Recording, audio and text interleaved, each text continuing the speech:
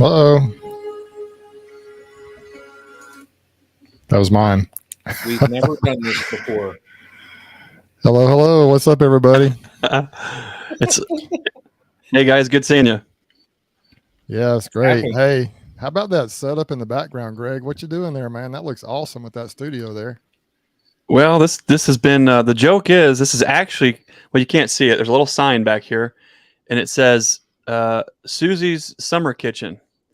And if you go back a bunch of old videos all the way back, you'll see everything in here from chickens to pig heads to you name it. It's an insulated walk-in cooler that never turned out to be a summer kitchen. That was what I built it for, and it never turned out to be that. So now it's ended up being an office, podcast studio, shipping station, multi-purpose room. So that's where we're broadcasting at from tonight. How about you guys? Looks great. Well, I'm in the same room I'm always in. the Dothan Shogun, Dothan, Alabama. Well, except for when I was in Utah, of course, then I was out in front of the mountains. Yeah, there we go. Thanks, Bob, for the super chat, man. That's awesome. I really appreciate that. I'd like to welcome everybody. I would like to welcome everybody out this evening. I'm glad you're here. Already have 62 people on here. That's awesome, guys. We appreciate you being on here. We've kind of taken a semi break, so to speak. We had a live 4 weeks ago. Took a week off in between. Had a live 2 weeks ago, and then took a week off last week. And why did we do that, Brian? Why did we take a week off last week? Tell us about your week, man. Oh man. My wife and I went down to Turks and Caicos in the Caribbean, and it was a week of suffering. It looked like it, man. It looked awful. The waters, the reflection from the turquoise and blue waters, almost, it was so blinding. We teared up daily. The lobster was horrible. The fresh snapper was just horrible. So it was suffering. It was true suffering. So, yeah. Looked like a wonderful time. I always see pictures on calendars and stuff of that beautiful water and those beautiful places, and it looks like it really does exist. It's not just photoshopped in there. It, my wife and I, we like those type of vacations. Like we're, we do the outdoorsy stuff and all that, but we like our beach kind of vacations. And we go down and we snorkel and we've gone scuba diving and stuff like that before. And Turks and Caicos, I will say, has the most beautiful waters. I mean, like you said, it's just, I took pictures and I sent them to some people and they were like, what filter did you use? And it was just a straight picture off of a phone. And it just, but it was a good week. We had a good time relaxing. We did a little bit of stuff, but we did a lot of relaxing. So that's awesome, man. It's an Android fan at that, Android phone at that. How about that? Is that quality? Exactly. Yes. Son of one, that's Ed, lives here close by. I appreciate that, Ed. Ed's been calling me a little bit lately, and he's had some, we may talk about this a little bit later, but had some issues, and maybe they're rectified, so we'll see how that goes. But he's become a good friend and a new beekeeper, and he actually got to meet you, Greg, when you were down here, you and Mike and a bunch of the rest of us, and Dirt Roosters. So that was a good evening. And anyway, he's on here. Thanks so much, Ed, for that super sticker. I really appreciate that, man. Well, down here, just been working and doing our thing. And I don't know how many of you saw it a little while ago, but Greg posted a video about an event he had at his house. I guess, what was it, a week ago or 2 weeks ago? Yeah, look at that. Greg, was that last week or was it the week before when you had the storm blow through up there? It was the Saturday. It's been about 10 days now. Okay. Yeah. Well, for those of you who didn't see it, it's kind of an interesting, I haven't told you anybody this yet, but I've got a video coming out. I've kind of backed off on the videos. Honestly, I've been a little burned out and just had footage and just haven't felt like editing it. But I did do a video. I captured some footage on the Pepto Pink Queens up there. I think on the 20th of August. So, about 10, 11 days ago. And I've been working on that, editing that to get the video produced, and it's ready to go. And I was thinking I would do it today before the live chat. I was thinking I would upload it or have it go live at, I thought about maybe 6 o'clock this evening here, 7 o'clock your time on the East Coast over there. And guess what happened? Greg, no, I mean, I actually, last night when I was thinking about it, I decided to go tomorrow night at 6 o'clock Central, 7 o'clock Eastern. And so what I'd like to do, Brian, do you have that video? Can you pull that video up, if you don't mind? I'd like to kind of watch it. It's a short video that Greg did, but it's phenomenal. And there's some concepts that Greg talks about in this video. If you haven't seen it yet, you need to, we'll watch it here, but go back and watch it later as well.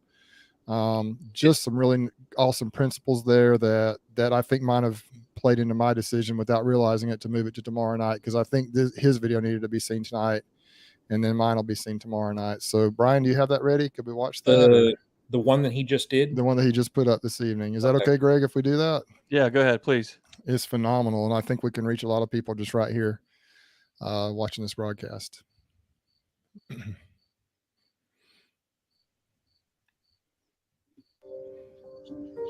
Well, we were out trying to get some last minute things done here on some colonies here after the learning yard, and got some real bad lightning, and then all of a sudden hail, whiteout rain, and we're just getting out to kind of assess the situation here.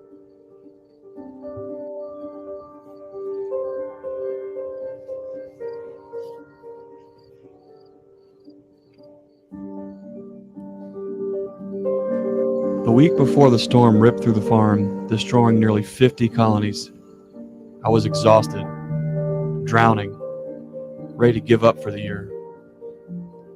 Then God put it on my heart to graft one last round of queens and put them in a very special hive. After heeding the call and closing the lid, God gave me a sign, a promise, a rainbow. Little did I know that He was preparing me for a storm and gave me everything I needed to rebuild the bee yard and more. Yes, brighter note. The Lighthouse hive stands. God never promised that there wouldn't be storms.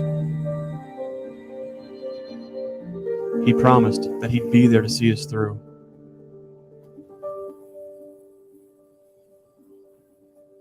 Not only did we have enough queens to rebuild, we had enough queens to grow.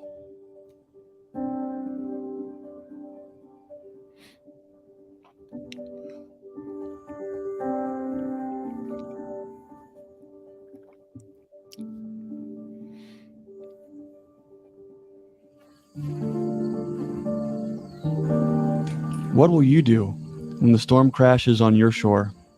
Quit? Give up? Drown? Or will you pick up the pieces, rebuild, move on, and thank God that He woke you up this morning, gave you breath, and stood you on your own 2 feet, even if in the middle of a storm?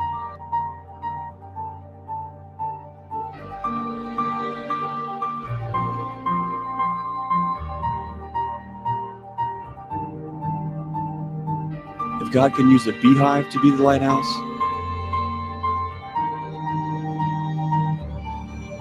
He can surely use you too.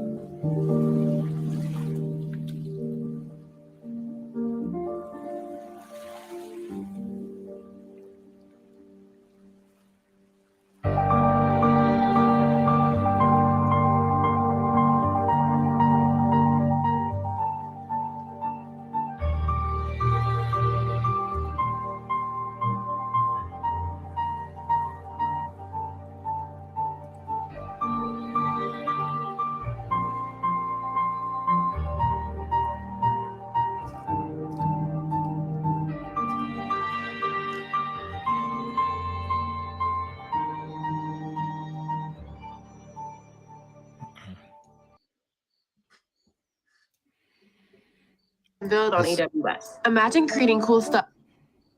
Oops. It's hard to say anything after that, guys. That's phenomenal. And I just wanted to show that tonight, Greg, because man, I really like the comment that, that I just love that the whole thing was just awesome. It's gut wrenching, chill bumps. So Greg, tell us a little bit about this experience and kind of what was behind this video, and just talk to us for a minute about this whole situation. There's a lot going on with these things, but I think one of the biggest takeaways that I have is you have to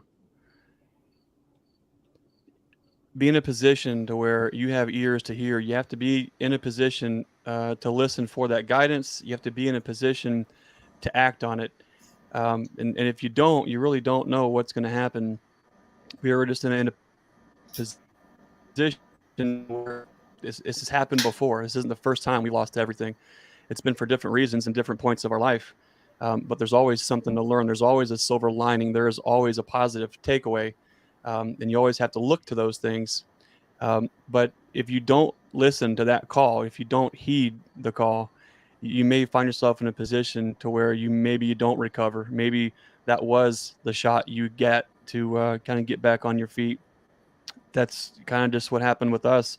It was, we've said it on the podcast. We've even said it here before too. This year has just gone too good. You've heard us say that. The year has gone too good, and I've been waiting for the other shoe to drop. It's a warning that I've had all season long. I've said it, and I kind of felt crazy, saying those kind of things. When you drive around through the bee yards and all you see is bunny rabbits, and spring is just, and summer is just exploding, and you're thinking, man, everything is so abundant. And you're grateful and you're appreciative, and the bees are busting and booming. You're making splits, and the queens are looking great, and the nukes are looking awesome, and there's more honey than you even want to see or touch or process. And then you get burned out. You're tired. You're about ready to quit. You've done everything that you needed to do, everything that you wanted to do. You don't feel like you've got anything left in you. You're running on fumes. And then you hear that little calling, and it says, just graft one more round of queens. And you ask yourself, why I don't need to. I don't need them for sales. I don't need them for growth. Why is that pressed on me to do it? But you just obey, you do it. And when I heard that voice to go ahead and do those last round of grafts and put those in that specific hive, I knew there had to have been something to it. When you hear something like that, it's hard to explain. But I did it. And as soon as I did that and closed the lid and looked up, there was a rainbow, and I had no idea what that meant. I thought it was more of a sign saying, hey, dig in, you're on the right track. I had no idea what was getting ready to happen 5 days later. 5 days later, anyone who grafts queen knows 5 days later what happens when you're grafting, you've got capped cells. 5 days after I grafted, that storm came through. There was 70-mile-an-hour plus straight line winds that not only knocked hives 15 feet on the other side of the hive stand, it knocked components and things 70 to 200 feet away from all that. It took 4-way pallets off trailers and upturned them. It did so much devastating damage, and these little pinhead size patterns of wind. You can't prepare for that. That Lighthouse hive was right there with all of those hives, and it stayed put. Now, tell me how. That's like the broadside of a barn. If anything should have lifted off, it should have been that one, but it stayed put. And what was on the inside of that colony? Not only were there enough queen cells in that colony to rebuild, there were queens there to grow, and that's a big deal. When all this started to kind of unfold, and we're trying to process and dig in, it's raining, it's mudding, you're scooping up dead, soaked gobs of wet bees that are dead. Everything looks terrible. You've got zero hope for them. All you know to do is to grab boxes, put them back on stands, get a lid on them, work as fast as you can. 2 minutes later, after we put everything back together, we had another storm. Round 2 came through. It was just as bad. And if we weren't right then and there in the bee yard when it happened, we would have absolutely lost everything, because every single colony would have been drowned in that 2 inches of rain that we got in that short period of time. Golf ball size hail, 70-mile-an-hour winds. The list goes on. But the thing about it is, The storms of life are always going to hit our shores. It doesn't matter what it is. It doesn't matter if you lose one hive or 1,000, or it's someone you lose that you love, or it's a business, or it's a home. These things are going to happen. I think it's what we do in the midst of the storm that I think matters. And for us, hearing that call, being obedient, hearing what God had for us and following through with that, to me, it wasn't, hey, we lost some colonies. Hey, it was, what are the positives here? How can we be a lighthouse to other folks? And there were so many folks that reached out with thoughts and prayers and encouragement. And that in those times for us, that meant the world to us. And I think there's a lot, you've heard us say, be the lighthouse, be the change, right? It's one thing to talk the talk. It's another thing to walk the walk. And the folks that stepped up for us, it meant everything to us. And I know you guys, Jose just jumped on. I know Jose has been in a similar situation probably many times. It seems like whenever you make moves in life, whenever you have these big periods of growth, you are almost thrown right into a storm, almost as a test of your mettle to see what's happened.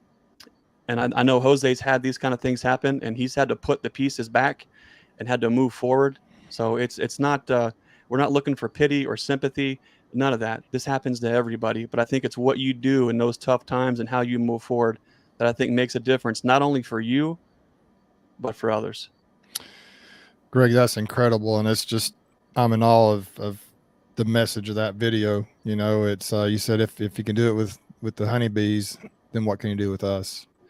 The whole concept, if he can break us down, but bring us back stronger. And I love the whole theme of what you're doing, you know, be the lighthouse, BEE, the lighthouse. It's just phenomenal. You're just incredible. And I appreciate it. I wanted to share one thing that's pretty personal here, about a conversation that we had this afternoon before we move on. Jose, just if you forgive me for just a minute, but Greg, don't get mad at me. But we got a text this afternoon that just shows you how much Greg thought about this and pondered over this. And I think something I've learned in life is that when you're dealing with things of spiritual nature, you know, we get on here and we have a good time, but things of spiritual nature are peaceful. They're quiet, the still small voice, right? And that's what Greg heard when he grafted those queens. And Greg said, "Hey fellas, my guts are in knots about this new video. I feel good about giving the message laid on my heart, but we'll see how folks react. Can't hide this little light of mine under a bushel, not wearing it on my sleeves, but won't hide it either." And that is exactly how we all need to be. You know, if you feel it in your heart, you just need to do it. You need to share it. And I will tell you this, Greg, I'm a better person now because I watched that video and the effort you put into that. And I think that whole experience and sharing it with the beekeeping world is going to help grow this community stronger and bring people together. And it's awesome. It's a phenomenal community and a phenomenal movement that we're able to be a part of. And you're just a great friend, and I appreciate that. So Jose, welcome. Hey, what's going on, guys? How's your day Greg, been? I just saw the last video. Job well done, man. And I know you've heard it a couple hundred times now, but you're gonna push through. And I mean, it's a shit. Oh, okay, it's a family friendly show. It's a crummy thing that happens. Definitely is, but I mean, push forward. That's it. Just push forward. And, Yeah. I mean, this ain't your first rodeo, you know. So, but it'll all the pieces will fall back in place for sure. Jose, first of all, I think probably most everybody on this live chat knows who you are, but tell us a little bit about yourself, brief history, kind of how you got into beekeeping and kind of what it is you do, and just tell us a little bit about your journey. Okay. Well, my name's Jose, from here in Northern California. Been beekeeping for maybe just under 15 years. We're a small family apiary. We specialize in queen breeding, similar to, you know, Greg does the queen breeding also. But this is something that we do here in Northern California. Pretty passionate with as far as what we do. A lot of hard work. I used to work on a commercial level. Now we're down to working at our level, which is a lot more controlled and to our liking. Do I see signs of, growing? Yeah, absolutely. Maybe not the apiary, but as far as just trying to tidy what we do with the queen production yeah, I mean, I'm excited to be here and join you fellas. It's been a while. It's been a long while. So I do have a YouTube channel also, but it doesn't really show because we've been MIA for several months, and only because we've been, we have a full swing bee business here that needs our attention, and the YouTube, as much as we love it, it's, it doesn't, for us, it doesn't take care of the responsibilities that we have.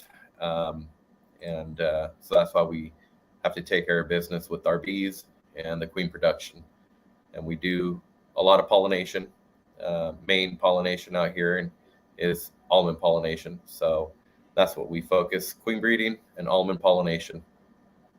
And I got the privilege of meeting all these three guys here at the Hive Life. I know a lot of you guys that didn't go to the Hive Life, you'll get to see these three guys here. They're awesome dudes. Unfortunately, you guys will not have any tacos out there in Tennessee because they just don't do that out there.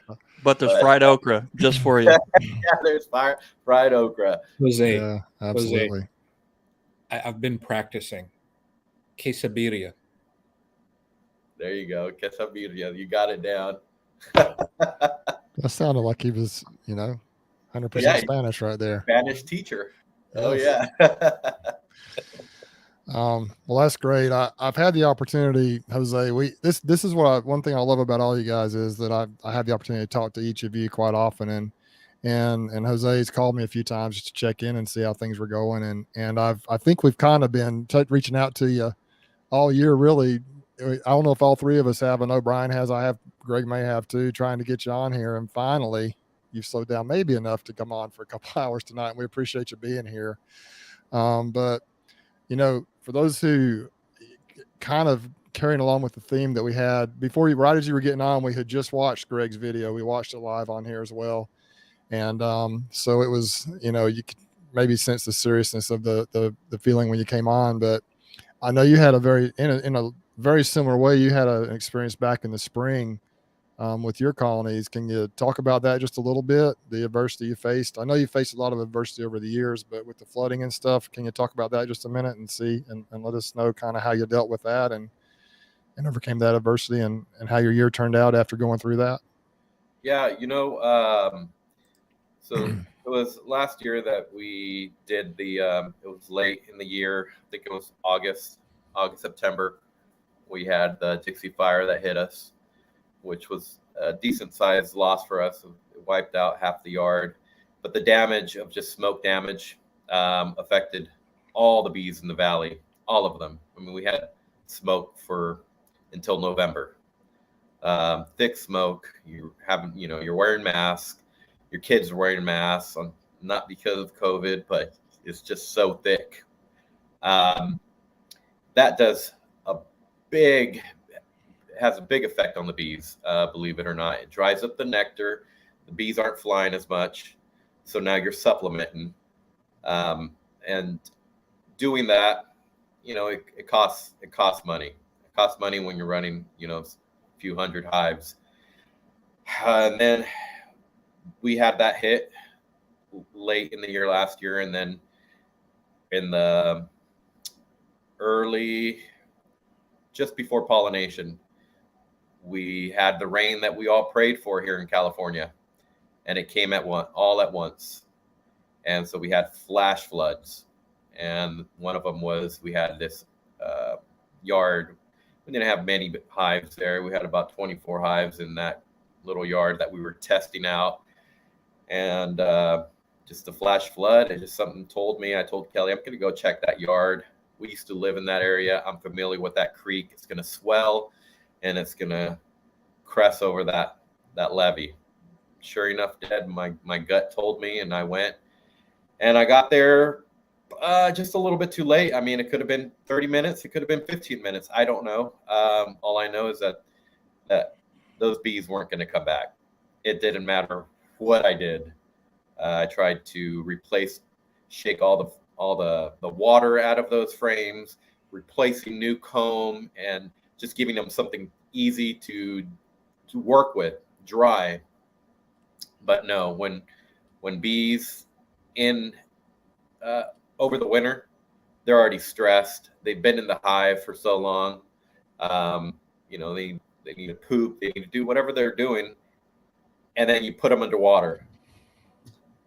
They lose all that brood is gone, and any old bees, winter bees, they died within a week. So even though in that video you saw a lot of bees upstairs, just under that lid, I think out of those 24 hive, I maybe was able to put one hive into pollination. The survival, maybe I had 4 that survived. But what you invest in them, sometimes you just you hate to do it, but you can't invest too much energy into them, because there's no coming back in something like that. And like Greg, that if it's the wind getting exposed to that rain and just beating down on those brood frames, that brood is toast most of the time. And all those old bees, it's unfortunate, but they're not going to make it. But our job is to do the best that we can and that's what we do. That's what we're beekeepers, and we're supposed to keep bees alive. That's our job. So yeah, that's right. I just, and then we saw Ian up in Canada and all the struggles he went through with the flooding and the weather, and I, I think in beekeeping can be almost like a microcosm of life. There are going to be challenges, struggles. You're going to lose some. You're going to have late nights out there trying to dig them out of water. You're going to have to tip some hives up off the ground when they get blown over in a storm. All kinds of things can happen. You can have in certain areas of the country bear attacks. Just so many things can happen. But you just got to keep coming back, and the bees will come back if they possibly can. They do everything possible, but you just got to keep coming back. And if I'm not mistaken, Jose, you had a really good year, didn't you? And all was said and done with your queens, I know you were super busy and a productive year. Yeah, we're excited. I just came back. That's why I was really trying to crank out finishing the last catch of the year, and cut it a little short, but I figured, okay, whatever I didn't catch, those are going to go straight into my bank, and I always keep a bank for myself if there's any emergency requeening that I need to do during the winter. I'm able to do that comfortably without having to steal from other hives. So it's just kind of one of those things that me as a queen breeder, I learned. You can sell all the queens, but you just have to keep some for yourself. And that's what I've learned. It's the money that you're going to make. It's really not worth it to leave a hive queenless. So that's one thing we hold back about 200 queens for ourselves, just for anything. You just never know. Like Greg's experience is, now he has those queen cells that are available to him, and he was able to utilize them. So you always have to have that backup. It's like resource hives, basically. Oh yeah, definitely, yeah. Well, Earl on here, he'll be beekeeping. He is wondering about your family, because Max and your family. They're the they're the stars of the show as well. Everybody loves to see Max at work, and Kelly and your entire family. So tell us about your family, man. How are they doing? They're doing great. Max just started school, so that's it's his first year in school, and Earl. So I don't know if I've been on a live, but it's been a while. But Earl blessed us with a couple little nukes. So quick shout out to Earl. He sent us a nuke for Kennedy and Maximus custom made these nukes, a pink one and a blue one. Has these little frames in them, and I'll have to show that sometime. But I've been so swamped with the queen production that I'll say at least maybe once a week, Max asks, Dad, when can we put that nuke with some bees and a queen? And we'll get to it. That's one thing, as you know, as a dad, you guys are with me. When you're so busy, you forget those little things that requests that your kids have. If it's spending time playing cars, jumping on a trampoline, you have to put time out and really cherish those moments. So I told Max that we will get that nuke rolling.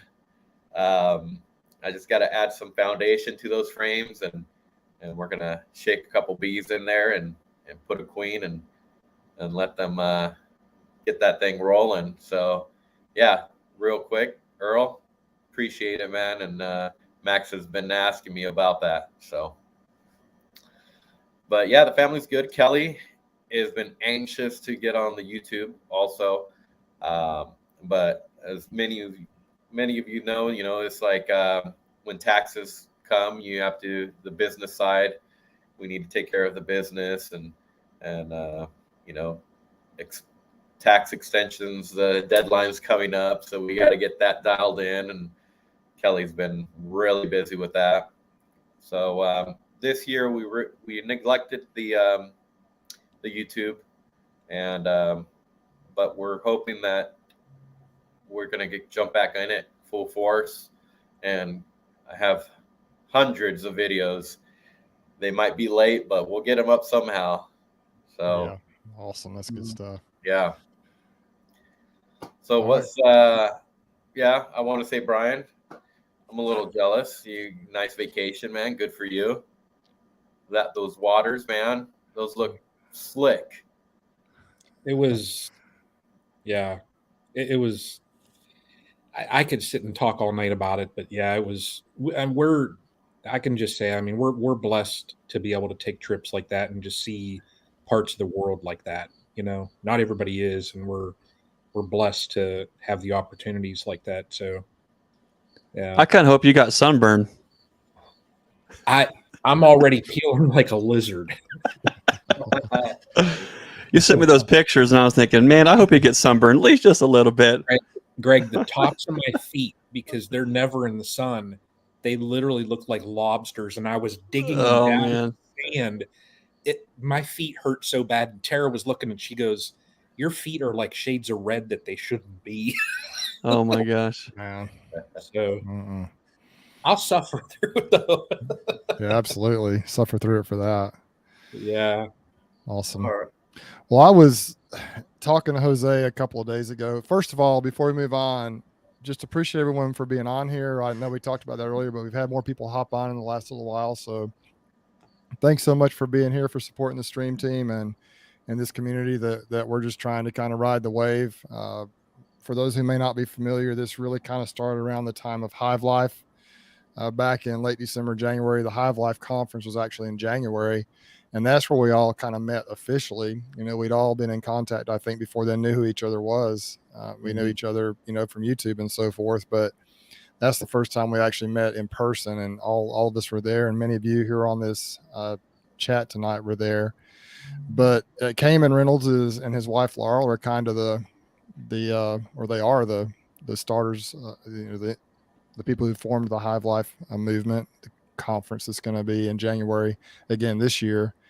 And certain principles that I really like about the Hive Life, for those who may not be familiar, are just the community that they encourage. A lot of conferences I think you go to, and it is beekeepers there, and there's a lot to learn. But at Hive Life, they really try to establish a community of it's like a movement, a community of people interacting with each other.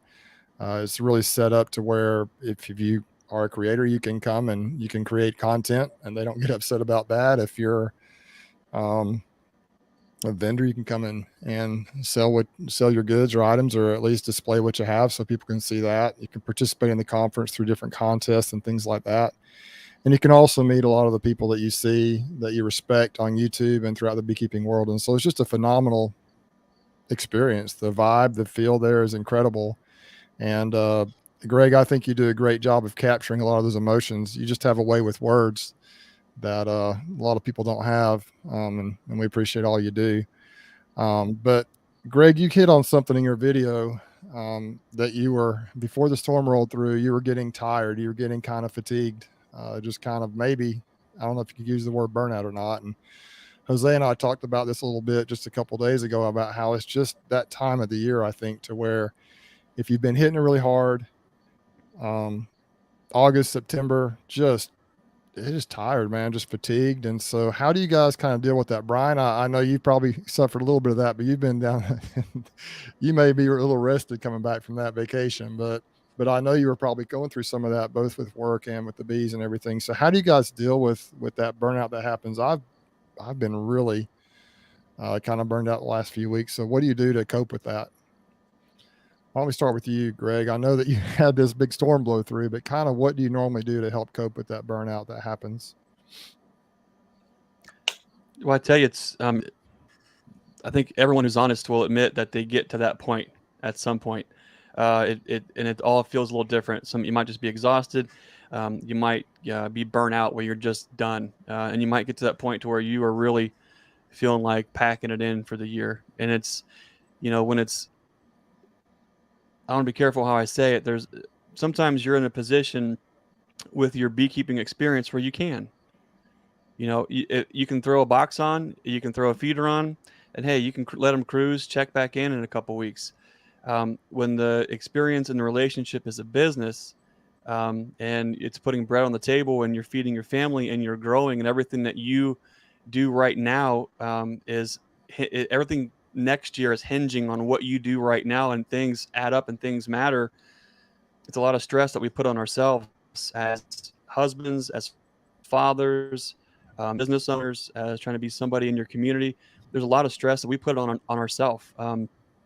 But it always seems to be a certain time of year for me that I just get to burn out. What I've noticed is year after year, it's almost like I can carry that load, a little heavier load, and a little bit further before I feel that. And then this year was just, how everything just kind of happened the way that it did. The best way that I have learned to deal with it is, I don't know that I've ever really learned to deal with it. I just try to get to a point to where I acknowledge it, and I accept that that's where I'm at.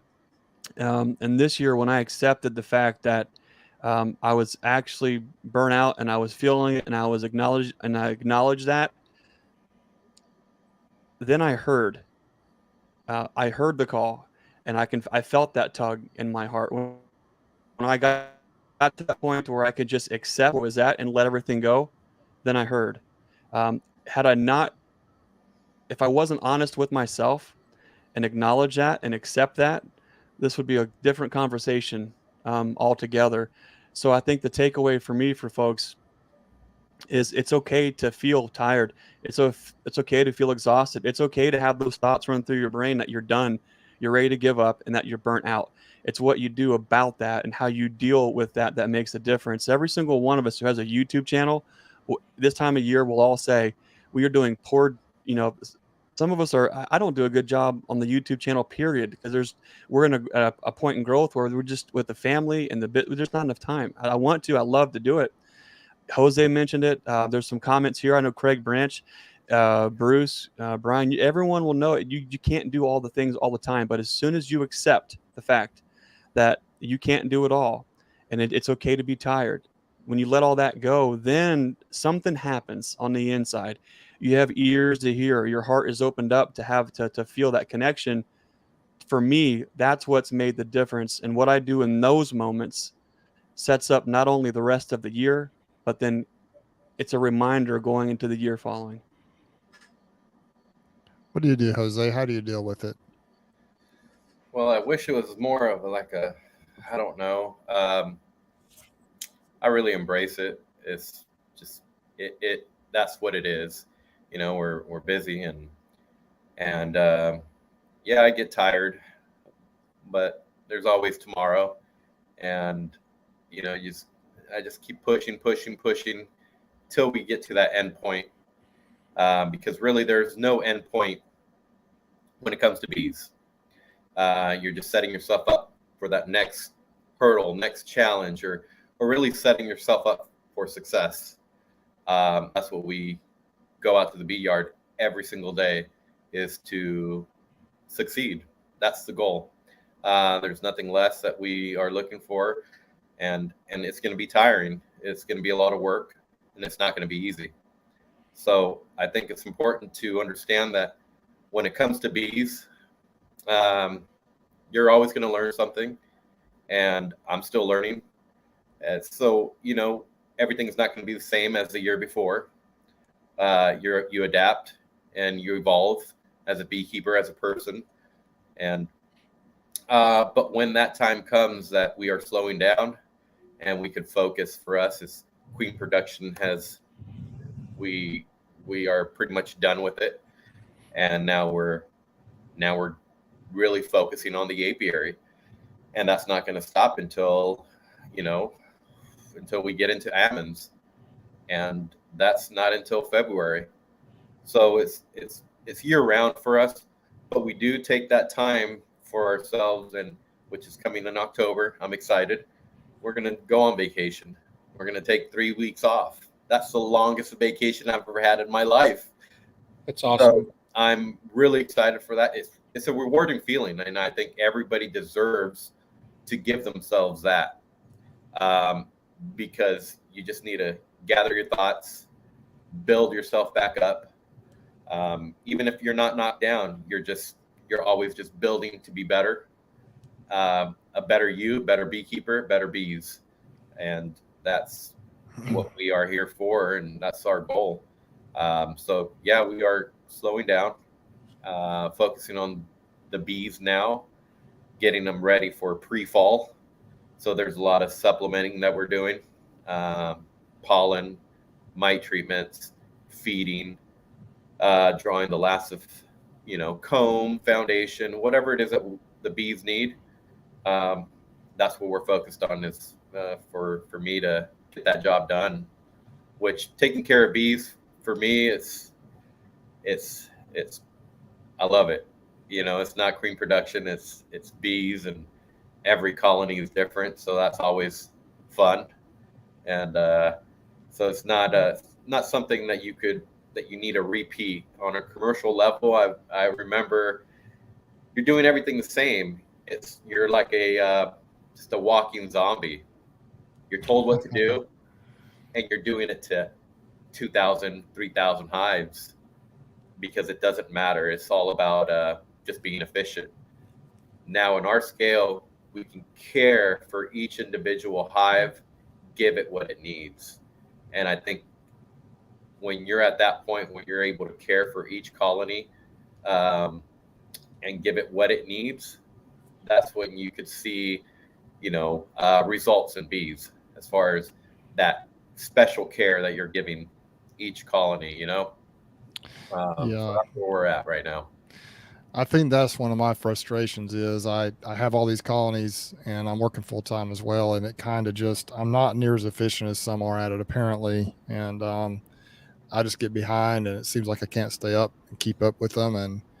And so, that's what frustrates me, I think, more than anything else. Brian, what do you think? What, you want to weigh in on this? What are your thoughts about this? Are you feeling some of that, or are you pretty much just plugging on along? And I try and keep myself, everybody knows I try and keep myself grounded with the number of hives that I have right now, because I don't want to stretch myself so thin that I get super, super burnt out. With the work that I do, and everybody knows that I travel some now, it'd be just so hard for me to maintain any more colonies than what I have. And but there are those moments where I do just get burnt, even with if I have to go and spend 2 or 3 hours on top of what I do with work and everything, you're spent. So I always make sure, I mean, one thing that, like I said a little while ago, my wife and I are blessed in that we take a good vacation every year. And I make sure that we always do that just to kind of reset, you know. She did tell me this time, in September, I'll be turning the big 50.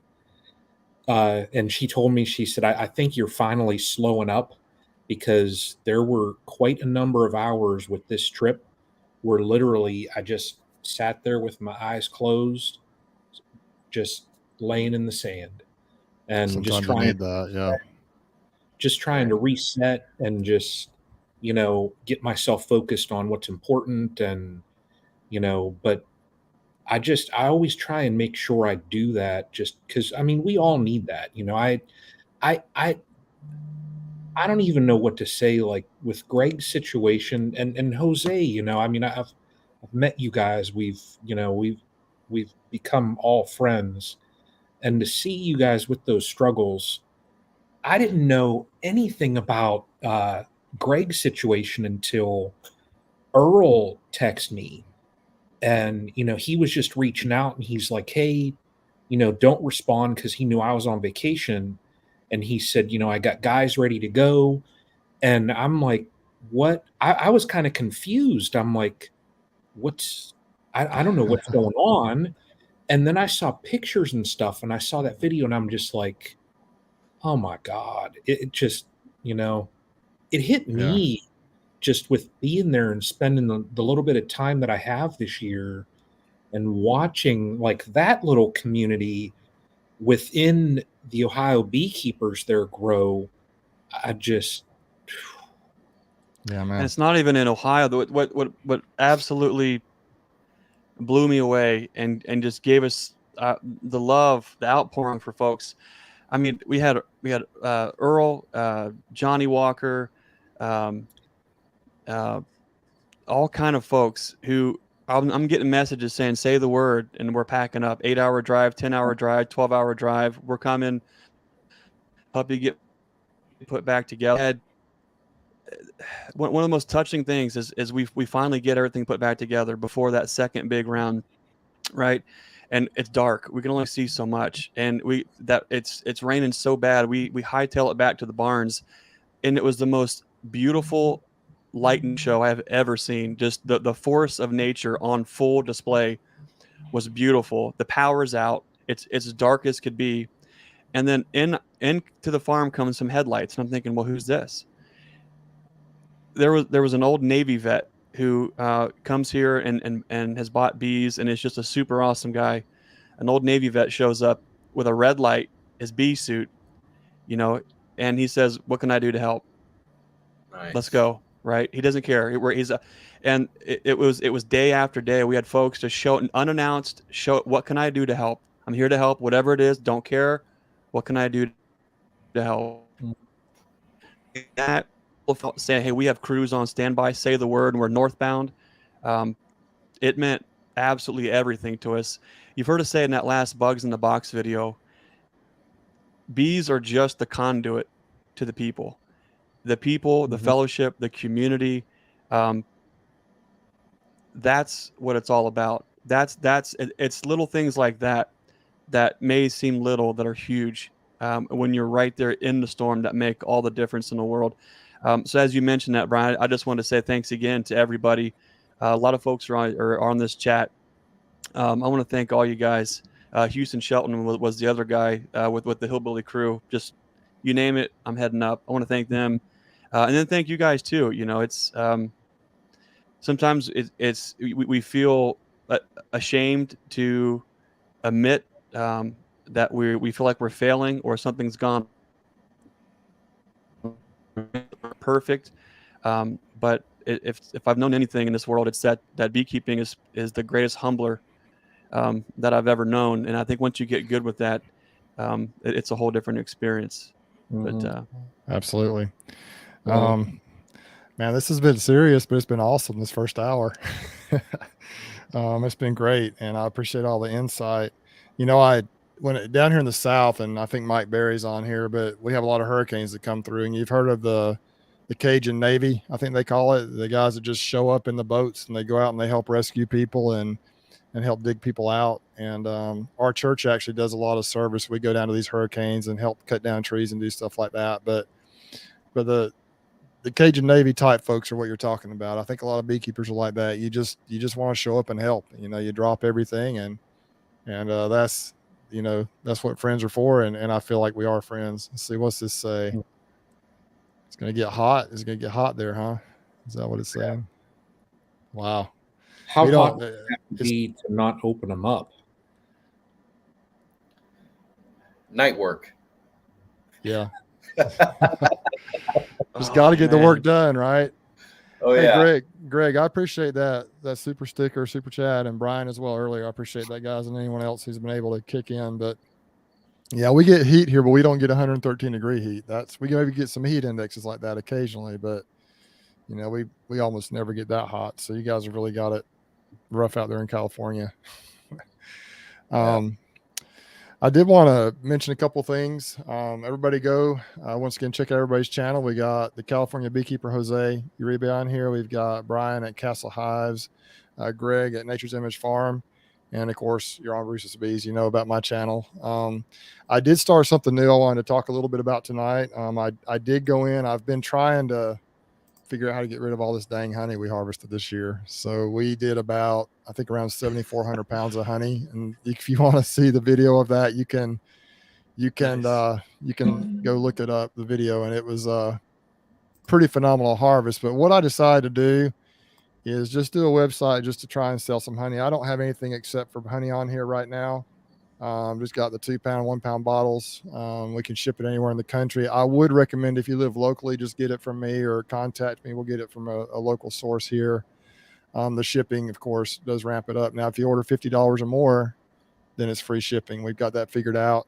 And I'd like to really tell Rob at Laurel Bees that I appreciate it. He helped me get that all set up. I am very, what's the word I want to use? I guess I don't know what the word is. I'm just not very good with what's that? I'm not very good with technology. And so Rob helped me do a lot of things. I had a website that I didn't do anything with. I spent all kinds of money on that and just was throwing money away, actually. And he helped me get that all figured out, get everything set up with a storefront here so I can sell this honey. And I really appreciate that, Rob, with Larabi's. And he's become a close friend as well. Brian, you had a thought there. What were you thinking? My thought is, just prior to us going live, we established that I am a certain type of person, that being a tech geek. Bruce, you are not a tech geek. I am not. We were getting on here before, and I had Brian helping me walk through. We've got a program on here that we're using to help thump trolls, so we don't have to be so. It's working pretty good. Yeah, it has worked. I guess you guys each used it, and so, but I couldn't figure out how to do something on there. And Brian's just like, "This is what you do. Do this, and then boom, it was just perfect." So, I appreciate that, Brian. But the reason that I'm able to accomplish anything that I accomplish because I got great guys like you guys to lean on for technology, for queens, for friendship, all kinds of stuff. And so, it's just you got to know the right people, isn't that right? You got to know the right people that can help you through stuff. Oh, yeah. So let's talk queens a little bit. Greg and Jose, you guys are the professional queen breeders out there. What do you got? Words of wisdom, maybe? I wanted to ask Jose. You know, we've gotten real, you know, with a lot of things on this stream.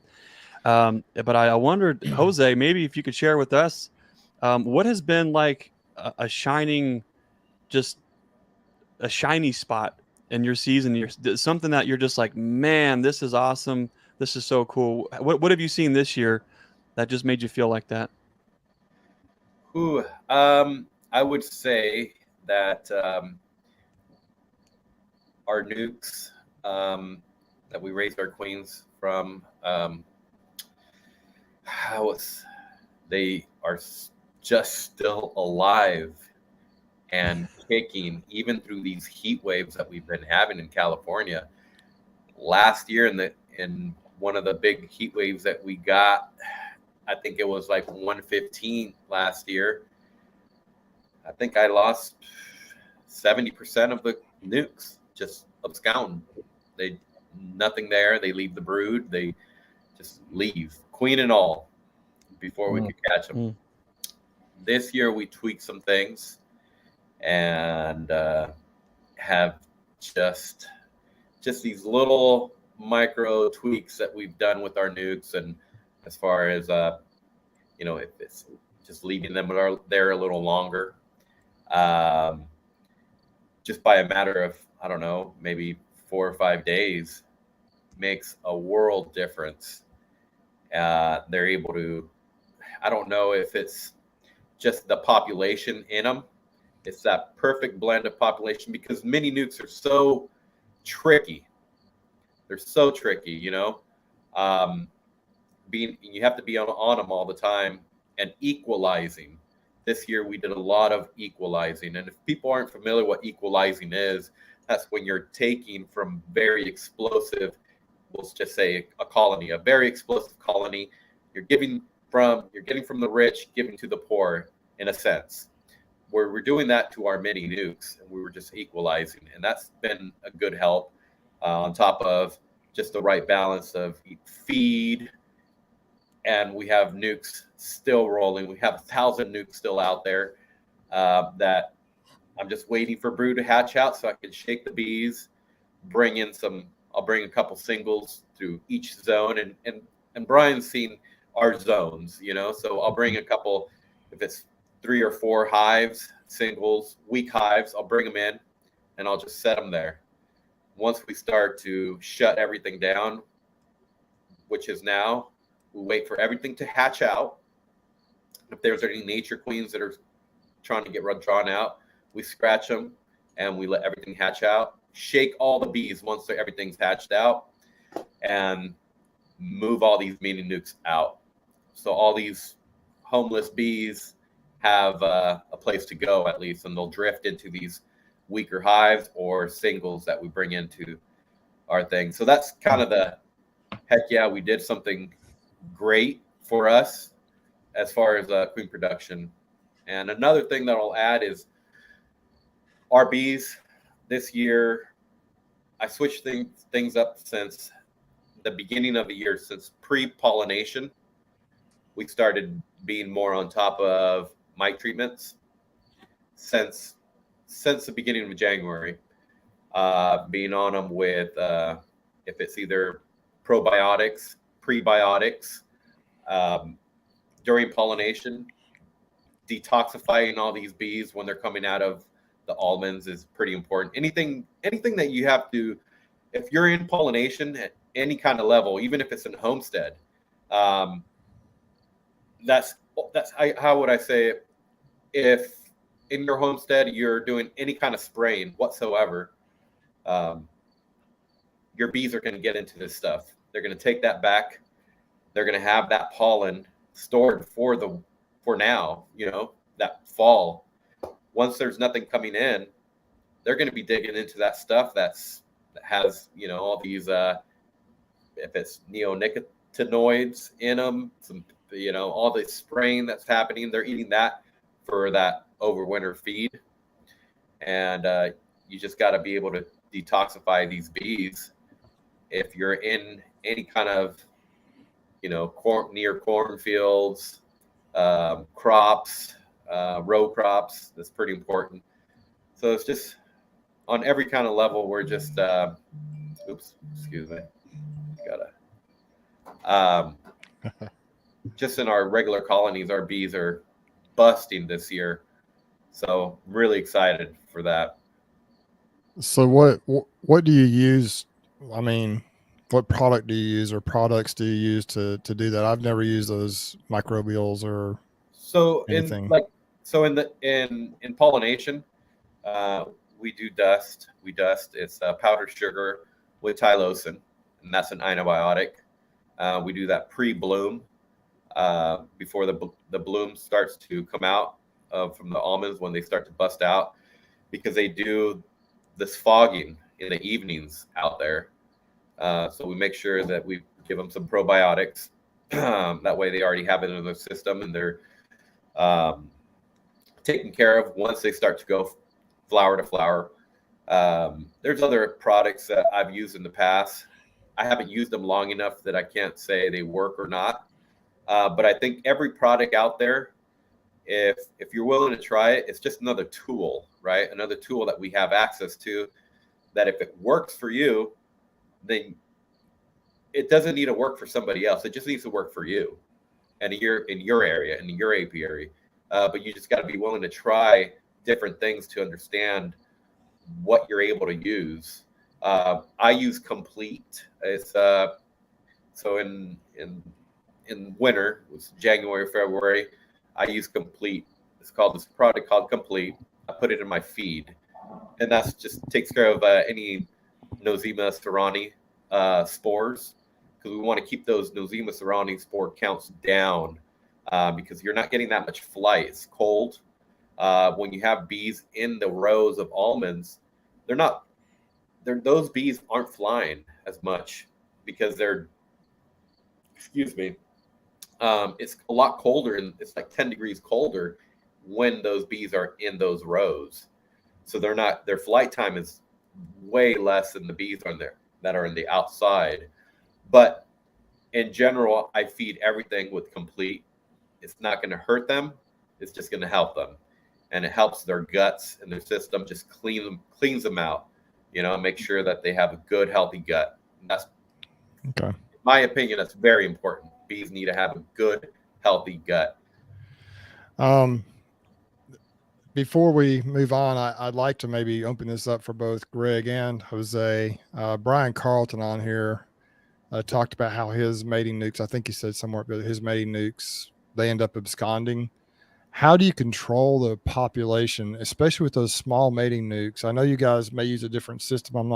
Greg, you don't use the mini mating nukes, do you, or do you use those? But how do you control the population in those mini mating nukes, or the mating nukes, to keep them from either fizzling out and having nothing, or getting too much that they abscond or swarm? It just seems like you got to go and constantly do the bees. I guess apparently they continue to stay motivated throughout the year to continue making new queens. It sounds like, because you could just continue to replenish with cells all summer long, don't you? How do you manage you're that balancing population? Yeah, sorry, I got a little bit of a lag here with my internet. You're I think with anything, equalizing and balancing, I think, is great skills. No matter if it's a 3-frame styrofoam mini, or it's double deeps. Being able to look at it and assess the situation and foresee what's going to happen in the next 7 to 21 days is a huge skill to be able to leverage when you do get into times of the year where you do hit dearth, when you do hit heat, when you do hit sprays and fogs and points and times where there's risk. You learn that what can you do to mitigate the risk at that time in that situation. Now, Jose's risk is far different than ours, being we're literally our bees are just here in the Appalachians, and at our scale, they're not going anywhere. So what my bees are exposed to are going to be a little different than what Jose is getting into. So he's got to do a lot of different things and really be on top of it. So I can't even speak to a lot of that, but the equalizing part,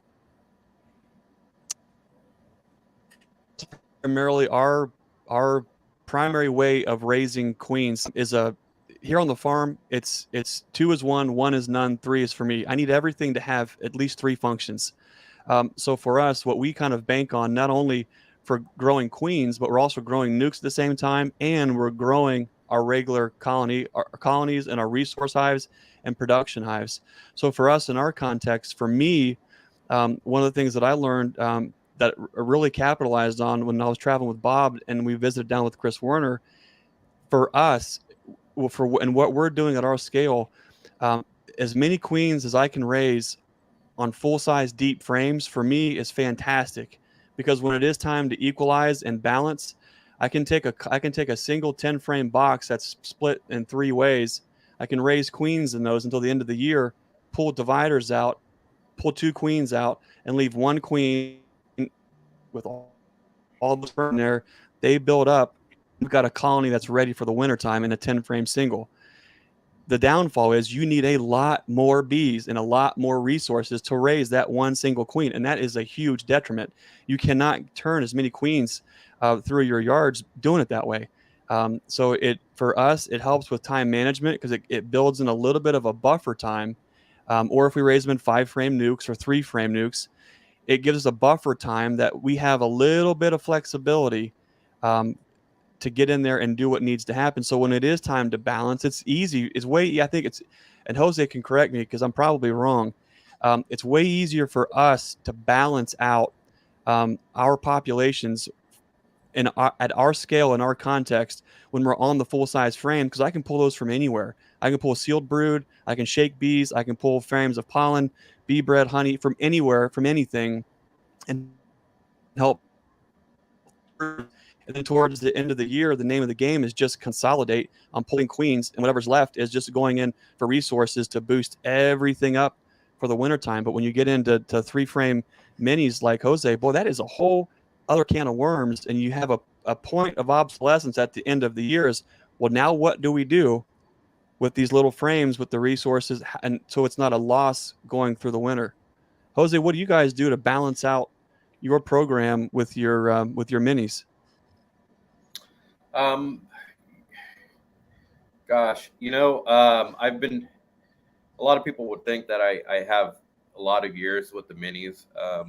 I've dabbled with it when I used to be on the commercial level. We tried it out for a couple years, but it's just a different ballpark in a sense.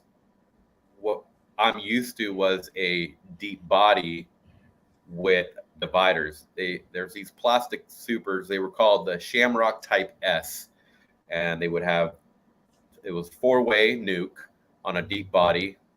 Your time management, you had time.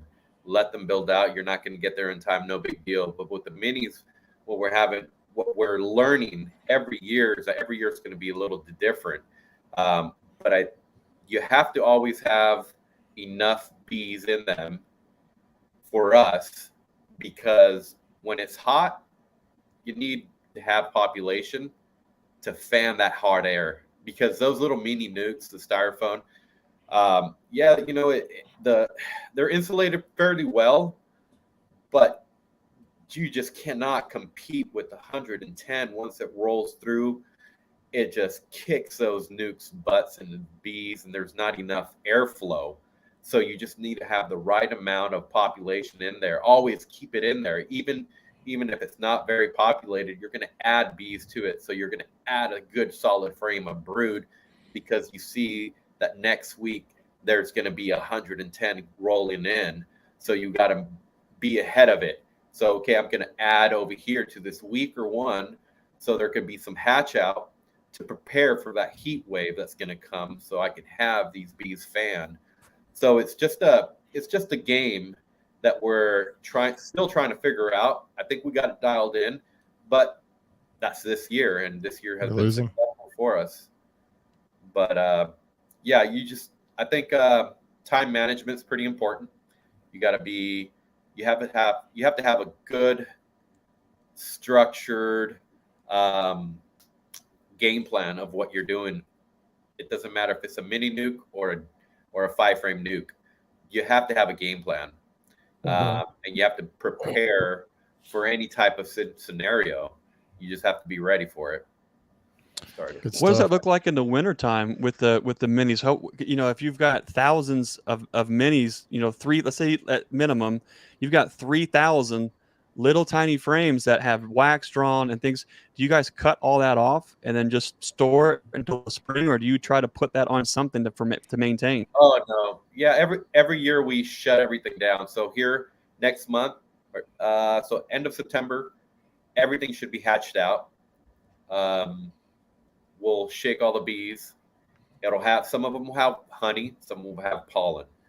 So we'll bring it back to the shop, and we go through every single nuke, scraping any excess amount of wax. We'll scrape it off, and we keep all the wax, any honey, and we keep boxes of them. This box says honey, this box says pollen, this box says empty. That way in the spring, when we're going to start them over, every nuke gets a frame of honey, pollen, and then an empty, just for the queen to be able to lay. Every year we start them up, and that's one thing that's great about California is that we have everybody out here for pollination. So the access to have access to bulk bees is great for us. We broker bees, and we work out deals with our brokers. So, hey, we'll lend you this, we'll rent you this bee yard. In exchange, we'll have bulk bees whenever we need them. So we buy bulk bees and we start them up every year. Awesome. Jose, it almost sounds like you need somebody to fly out from Ohio and help you pack up stuff. Oh man, yeah, that'd be great. But what we do, I wanted to say, Are there tacos? Yeah, right. So what we do when we store all that comb, a lot of people think, okay, you have wax moths. So I forgot to mention that we put mothballs. Paramoth. Yeah, paramoth. And so we'll have them in boxes. In that box, we have a big garbage bag, and we just stack them up. And we'll put those paramouth mothballs in them, fold up everything, and then close it up. And that usually takes care of it. But that's one thing that even this year we learned, you know. I know that we get wax moths in our regular colonies, but you don't really think about those minis. Yeah. Yeah, I did want to clarify, and I know that there are a couple different kinds of mothballs, and for those, many may know about this, but I can't remember what the chemical is in the paramoth, but it's the same thing as ice crystals that you can get like at Walmart. It's the same chemical. There's another type of mothball that you do not want to use that can damage the bees, so you got to make sure you use the right thing. And what I found, that's how I store mine in the wintertime. I put that in there, and the paramoth and like the generic brand of that type of paramoth. And you know, by the time spring rolls around, it kind of dissolves or evaporates, and so it's really not, you don't really notice any residual effects from it, but it does keep the moths out of there. And you're supposed to let it air out a little bit before you put it back on the colonies or whatever, especially if you're using it for honey. But we have another guest I'd like to bring on here for a few minutes. He's got a lot of things going on with his channel right now, and it's kind of an exciting time for him. So I invited him on for a few minutes. I thought we could kind of talk to him. For those who may not know him, here he is, Jason with Bohemia Bees. And Jason, I understand you got a lot going on now, man. Gentlemen, how's it going? I didn't mean to cut in because I'm listening to Jose just going along there. You might bring me in until later if you don't want. Appreciate it. Well, tell us, I understand you're about to hit a big landmark with your channel. Yeah, I mean, as a lot of us have different milestones, and right. But I mean, I've been plugging along, and you know, I think a few of you guys even on here have hit some milestones. Jose recently, and Brian as well, and I think you know, Greg, you're getting ready to hit a milestone as well. So I think it's just cool. It's really cool to be able to have a community that, you know, I thought back in January when I was struggling to hit a few thousand, talking to Bruce at the Hive Life, and boom, I'm about to hit 10,000 subscribers. I mean, it just blows my mind that how it works, right? I mean, I love it. I've been doing it not as long as some of you guys, but at least the YouTube side of it, right? And it's just grown exponentially. I'm just like excited about it. And then I got this idea. I think it may have been late July. I said, you know, I want to give back to everybody, right? How can I help, you know, thank everybody for just subscribing and supporting and helping it grow in this community. So I just started emailing a bunch of vendors that I use, and they came through. I woke up the next morning. I'll tell you a quick story. Terry from Guardian messaged me. He's like, dude, I was waiting for you to call me. And I said, what do you mean you're waiting for me to call you? I only met him, you know, at the conference. And he's like, yeah, I'll donate something to it. This is awesome, dude. And everybody just started to come through and give stuff to help try to celebrate him. I think, you know, Jose and Brian and Greg, you all have done, you know, little things to kind of help build it what it is, and you know, and such. We, you know, giving you know, merchandise and such, and it's just going to be cool. So we don't know the date yet, but I'm trying to plug away to that 10,000 mark. I think I'm around 9,400, 9,500, something like that. So the minute I get really close, hopefully in September, you know, I'm thinking mid to late September, maybe early October, depending on when I hit that 10K mark. I want to do a live event. It'll be my first real actual live, and thankful for Brian to help me out. and we're going to give away a bunch of stuff. I'm going to bring vendors on. I'll bring you guys on. I think I've got probably now around $3,500 worth of equipment to give away. Just probably a list of 20 to 30 vendors that have just wanted to. I'm just looking. I'll go click on the list and just read some of the names off, just to to thank them even. But like Brian Castle Highs, Guardian Terry, Hive Life is donating a bunch of stuff. Premier Foundation, Be Smart Designs, if you guys are familiar with those products. Guardian, Small Hive Beetle stuff. Pierce Beekeeping, Nature's Image Farm. Of course, I got Jose is going to send me some merch as well to give away, and Larabi's said he would do something. Apame gave me a bunch of stuff. I mean, it's crazy. They came out of the woodwork and just really said, "Hey, how can we participate?" And so I'm just going to put a live on. Brian's going to help me, hopefully, and we're going to pull it off for a little bit. So there's only one catch to it. It's not really a catch. It's that I'm trying to keep it organized with all this stuff to give away. I'm asking people to click on a link and just sort of, I wouldn't say register, but sort of register to win. So I don't have to worry about trying to cobble together any type of a hashtagging and that kind of stuff. So if you go out to the 10,000 mark, if you scroll down a little bit on that, Brian. That's actually not, I'm not doing that. I'm doing it. I'm trying to be like Brian. Wow. Oh, there we go. So Bruce is getting fancy. Wow, there it Bruce is. with technology. Way to go, Bruce. Proud of you. I'm telling you. Yeah, good job, Bruce. 9.48, almost 9,500 subscribers. There we go. Yeah, that's awesome. Listen, I want to tell you, Jason, I've watched quite a few of your videos, and one thing about Jason is, guys, if you want the basics of beekeeping, he's a great resource. Jason takes the time to explain why he does everything. He justifies everything he does. Very fundamentally sound in his beekeeping practices from what I've seen. And, if you want a piece by piece, the nuts and bolts of beekeeping, it's a really nice channel. It's a good channel to visit. So I'd recommend and encourage all of you guys, if you are not familiar with Jason, go check it out. And if you like what you see, that's what I always tell people on my channel. If they ask, if you like what you see, like the video, subscribe, and it will help him out and open up that opportunity sooner for the prizes that he's talking about. So, Jason, I know you've been talking. Whoops, there's mine. Hold on. What am I doing here? Anyway, well, while we're here, I thought that's honey for sale. If anybody's interested, we that's did a talk segue about if this. I ever seen it. We power through it, Bruce. You could do it. We did talk about this. I'm like, oops, Felt there so it is. good. We talked about this briefly, but if anyone wants honey and you don't live here locally, I heard you got a few pounds, Bruce. I was a little bit. You got a couple buckets, right? oh yeah, just a couple buckets, like times 123 or times, yeah. How do you get off of here? Stop sharing. There it is. Okay, we're back. Good job, Bruce. I almost thought I leave for a week and I come back and I'm like, look at this. He's blossomed. I'm trying. And he's like, So all right, proud, what are you Bruce. doing? Anyway, so Jason, that's exciting, man. And so I was going to ask the question, you answered that. You're going to do a live event and you're going to give away this stuff on the live event. So that should be quite the party, a lot of fun. And make sure when it's getting close, let us know, and we'll be sure and talk it up here on the stream team and get people geared towards it. But folks, Lee from Kodiak, he's like, that was techie.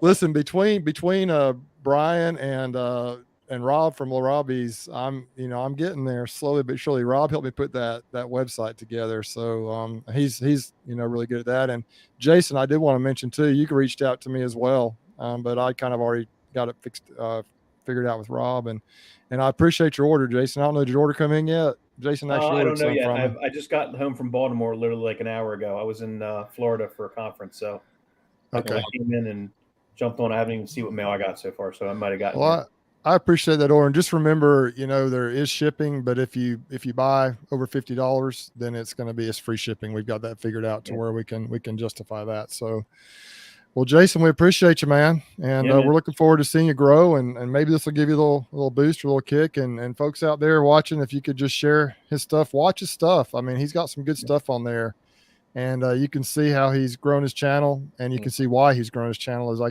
think the key there. He's done a great job. And very, very nice videos. So thanks a lot, Jason. We appreciate you, man. Any final words of wisdom for us? No, just appreciate the opportunity in this community. So make sure everyone that does go out and fill the form out so that you can get in to win this stuff too. That's the key. There's a link in that 10,000 subscription video. Just the link and fill out. It's like name, phone number kind of stuff. So I want everybody to win. So make sure you fill the form out. Awesome, man. Thanks for checking in, Jason. We appreciate you, man. Have a good one. Take it easy, gentlemen. All right, bye-bye. Hey, Jason. Oh, hold on.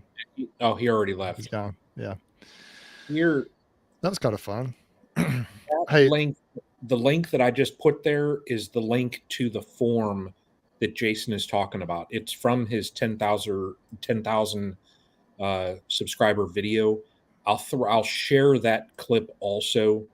But yeah, just definitely check that stuff out because he's got a lot of stuff lined up for his giveaway. I wanted to talk about something that's a little difficult, and Jose and I talked about this for a while. And I think I could be totally wrong on this. So folks out there, when you hear what I'm going to say, just let me know if I'm wrong, but I don't think I am. I've been experiencing my annual loss of honeybees recently. I don't know what's going on. I told you last year, if you watched my videos, I lost a bunch to slime outs, hive beetles, and this year I haven't had that many. I don't know. It could be partially because I have used the peppermint some that Earl talks about, but they just haven't been overall as bad this year. I've had a few hives that have been pretty bad, but Jose and I talked about this. He kind of tried to diagnose the problem, and my production colonies, which Greg was down here, him and Mike, and that's where we put some of his queens. That's where we put all of his queens, is in my production colonies. We didn't really mess with the pollination bees that day at all, but most of my loss has actually been in the pollination bees. And I was talking to Jose. It's kind of interesting because, just to kind of recap, when I brought those bees back from California, I had 48 colonies, and they all survived the California trip. And we dropped them off on, if you watch the videos, if you go back and see them, we dropped them off at my uncle's land, kind of on the back of our family land there in Newton, Alabama. And within a couple of weeks, we split them all.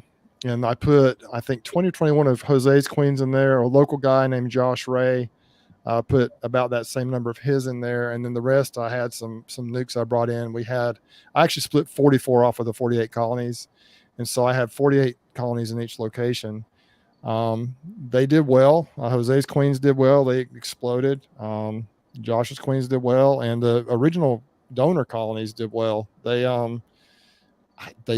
I was concerned I was going to start seeing a lot of loss in them because of queen age. I thought they were probably getting kind of old. And so started seeing a little bit, but not bad. Some of those were weak, but I pulled 66 boxes of honey off of the donor colonies. They were stronger, granted, because we had pulled the splits off of them.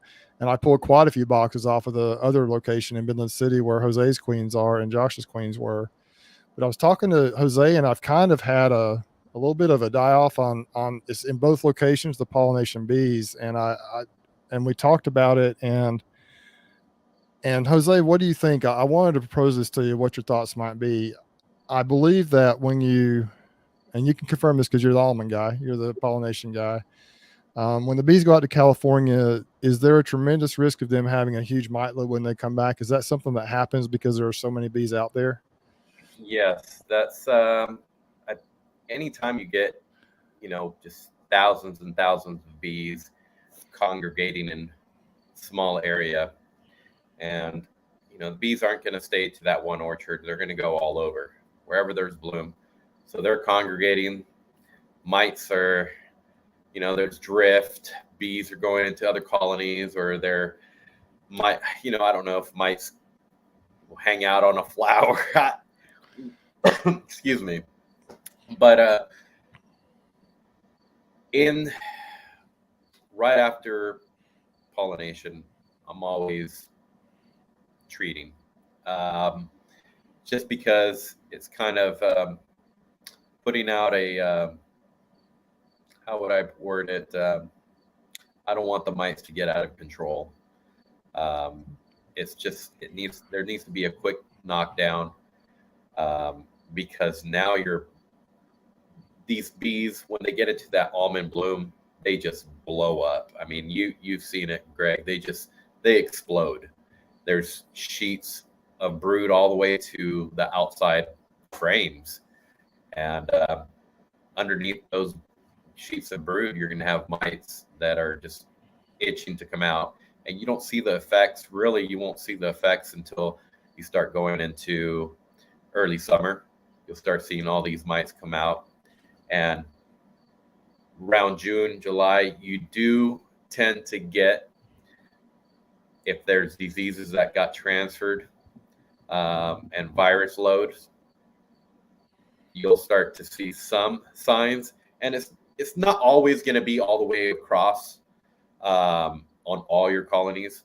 It could be some have stronger genetics than others. Some are more, can have a more tolerance on getting that viral load and being able to handle it. All the older bees are dying off. So there's always this weird balance that's happening, but not for brokered guys, not being able to treat, or not brokered guys, the brokered bees that are coming from out of state, not being able to be out here to treat is one of those risks. Is that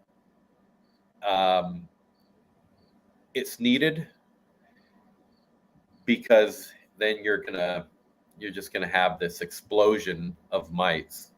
The bees look healthy. You don't really see those signs, but the mites are there.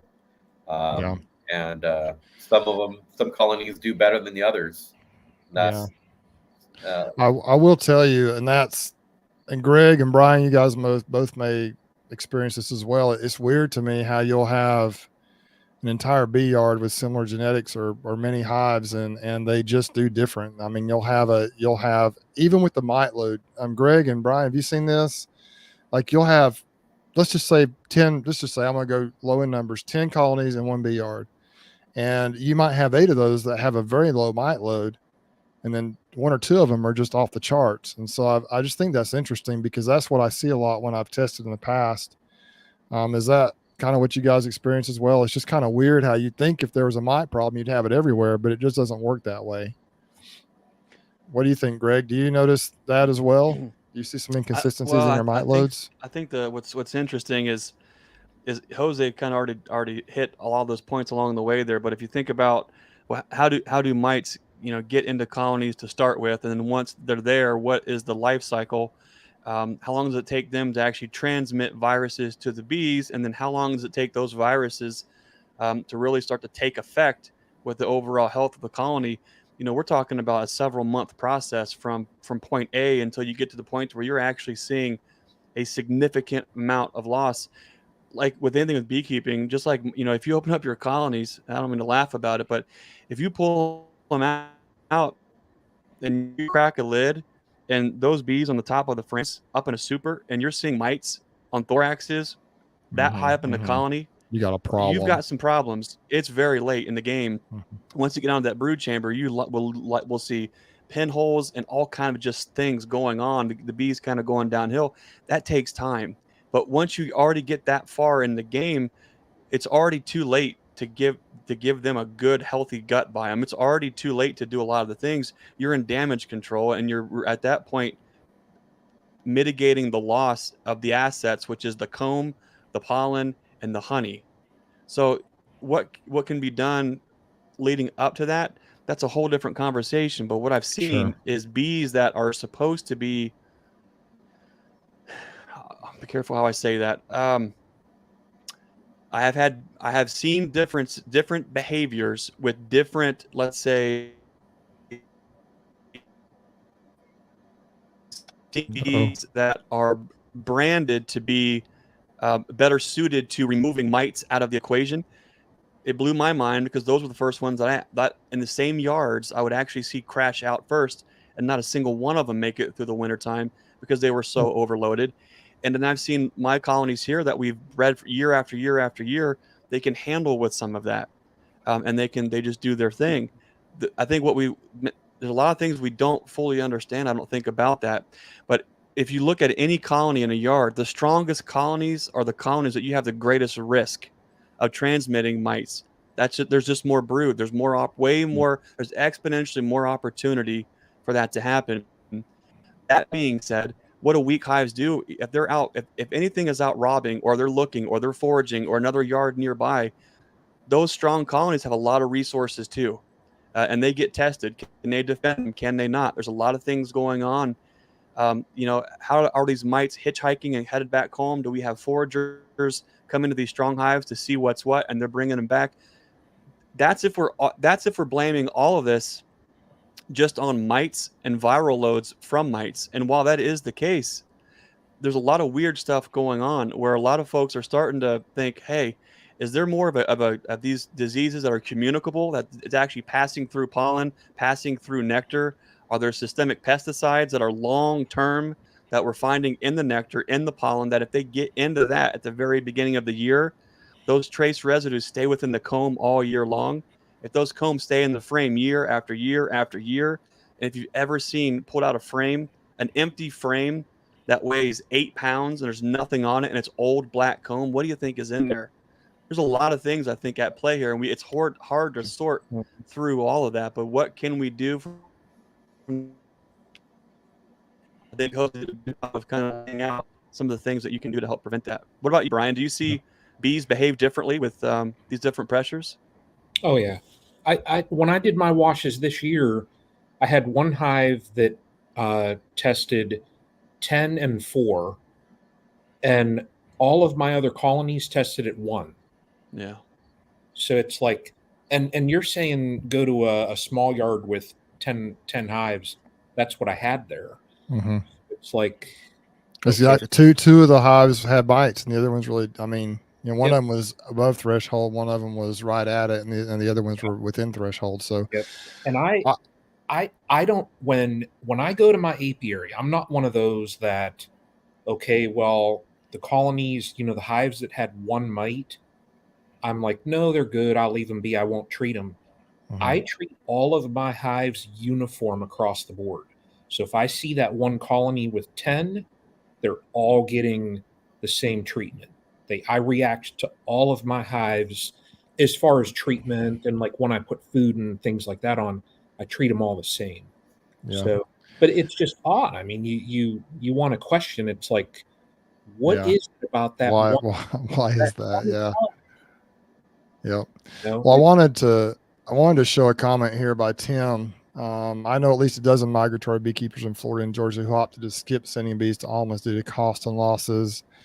Then we have another guy down here, Carl, I think is his name, if I can find him here.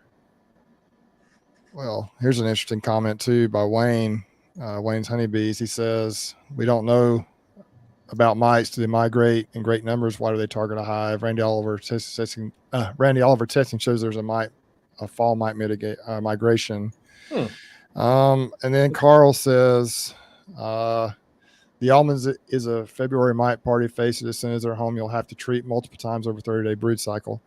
So this is what I think. This is where I went wrong. The reason I'm sharing this with everybody is because I think whether or not you do almond pollination, whether or not you do blueberry pollination, cucumber pollination, or whether or not you just have, 5 hives in your backyard, there's a lot to learn here. I believe that my problem this year, this is my theory. I got the hives back from California. I set them down in that field. I immediately split them within a week or two. They all looked great. And I didn't, the bee inspector came out and he just looked at them. He said, man, these bees are looking great. And they were so strong. If you remember that video, there were 3 or 4 that were a little weak, but most of them looked really good. And, I did not treat. I didn't, with what I'm trying to do, I just got overwhelmed. I didn't do it. And I thought, well, they'll be okay. And I split them, put those colonies in Midland City, left the ones back there. They produced honey. They look strong. They look great. But I really think there's a mite problem. And what I'm finding is the ones, particularly where Jose's are out there in Midland City, those are the splits I pulled off of the mother colonies or the donor colonies. And they have had, I haven't done a lot of washes on them, but I can just tell I've seen some mites, some evidence of mites for sure in those colonies, more so than the rest of my bees possibly. And so I think I've got it next year if I send them to California, which I've thought a little bit about. I've thought long and hard about that. I'm probably going to send some again next year, but I'm going to have to treat for mites when they get back. I'm just going to have to do it.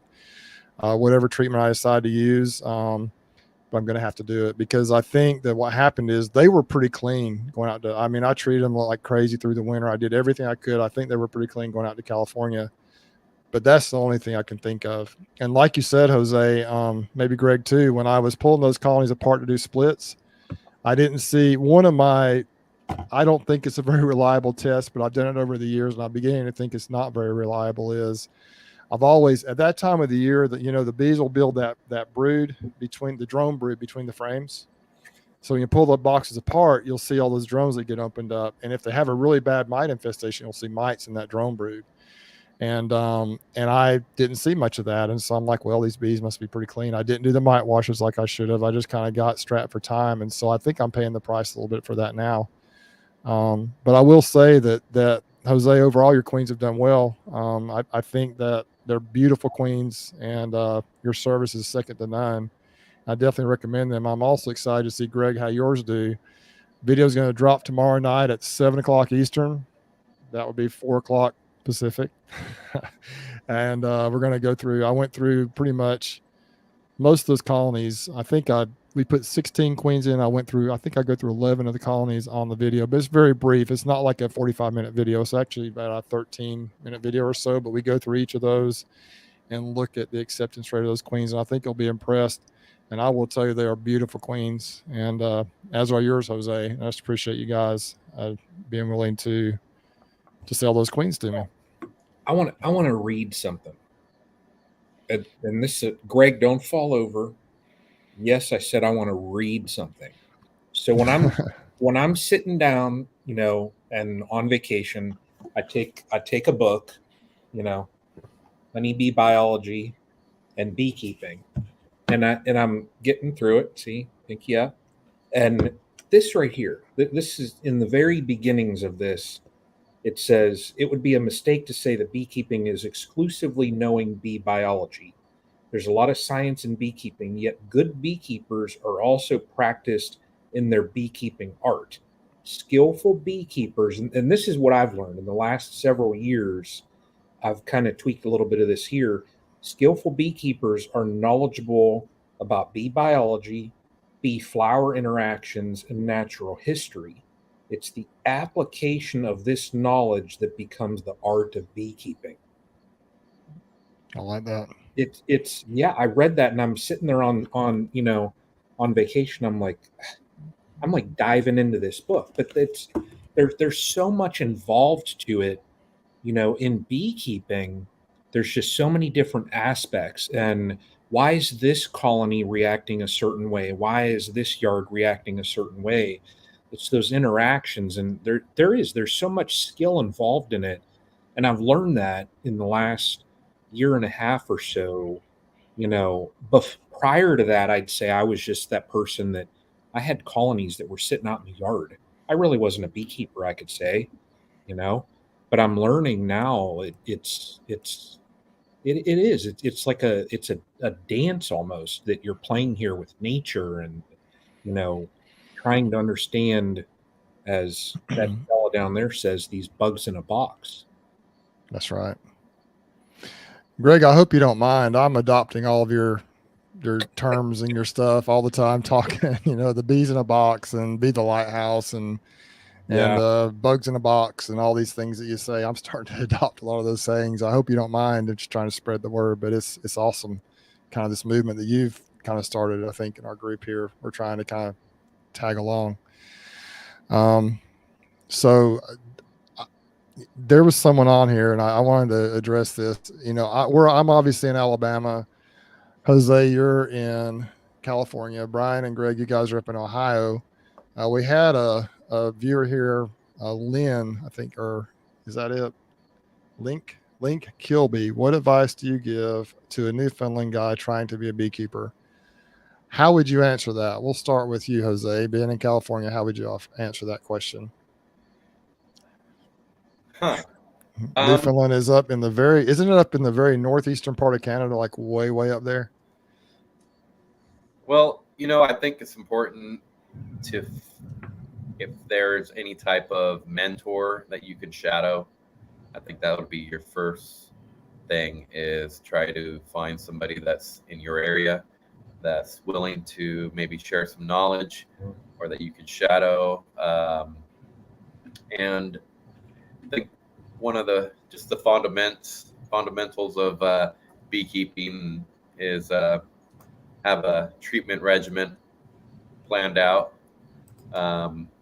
You know, what it takes to keep bees alive. Just, you got to understand that concept first, because the bees need a beekeeper, and I think that's pretty important. I would recommend you getting someone that you could shadow, or they can put you under their wing and show you some ways. That would be what I would recommend first. Okay. What do you think, Greg? Yeah, I would just piggyback from what Jose said. There's, try to find somebody in your area who is successful at keeping bees alive. They don't have to be a master. They don't have to be someone that's up on a big pedestal, but find somebody who can successfully keep bees alive and start to build that relationship with them. At some point, a lot of us feel like we're called to beekeep. We know exactly what it is about those bugs in the box, but there's something there, and we want to get close to it. At some point, you might consider spending time to figure out why it is that you want to be a beekeeper, because those rides are wildly different. And how you go about your management and your approach and your goals and how you set all those up to be successful are also wildly different. So once you start to get a little bit of experience with it, try to spend some time sharpening that pencil on why do I want to be a beekeeper? What is it about these bugs in a box? And once you can actually put pen to paper and try to understand that, you are, in my experience, your rate of being successful in keeping bees alive just go through the roof. Because at first, if you take, and I love all these guys to death on the screen and everyone in the comments, but if you ask all of us, what are the 10 most important things of beekeeping and the most important methods, you try to read that off us four, let alone everyone in these comments, you're going to have so many different approaches that you're going to try to throw, because these things are going to sound good in this, ooh, and I like this and this and this. And then when your bees are dying, you have a hard time sorting through all these factors, because some of these things are just completely out of context. So if you can find something, like Jose said, find somebody that's in your area that's successful, figure out why it is you want to have bees, what is it about those bugs in the box, and then start dialing in your journey from there. I think not only will it be a fantastic ride for you, but you will be able to do right by the bees too. Brian, what do you think? What advice would you have? I mean, where do I pick up, after Jose said what he said and what you said? I 100% agree. When people ask me, and like someone from Newfoundland asking, us, I know nothing about the landscape. I know nothing about the weather. So finding that local connection is just so key. But then also, like you said too, and what Jason said there, he said he asks the same exact question at the start of his class: why do you want them? What is it that's driving you? What's pulling you to get those honeybees? I'll say in my short journey, I always say it's I'm sharing my journey in beekeeping, by the content that I share.